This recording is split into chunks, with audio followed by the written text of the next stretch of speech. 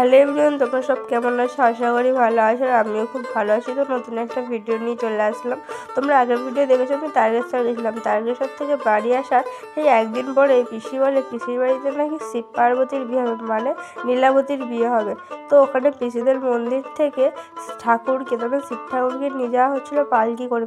ভাই আর ওখানে কিছু ছেলেরা নিয়ে গেছিলো।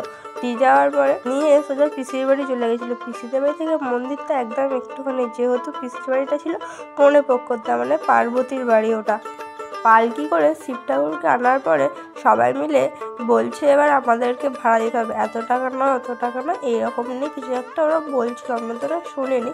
তারপরে দিকে ঠাকুরমশাই বিয়ে তোড়জোড় লাগিয়ে দিয়েছিল, লাগিয়ে বিয়ে দিতে শুরু করে দিয়েছিল। বিয়ে শেষ হবার পরে একটু খাওয়ান দাওয়ানোর ব্যবস্থা ছিল, অল্প কিছু লুচি আলুর দম আর একটু পুজোর ফল তো আছে। ভিডিওটা এখান পর্যন্ত। যদি ভালো লাগে লাইক কমেন্ট শেয়ার করো, চ্যানেলটি সাবস্ক্রাইব করো।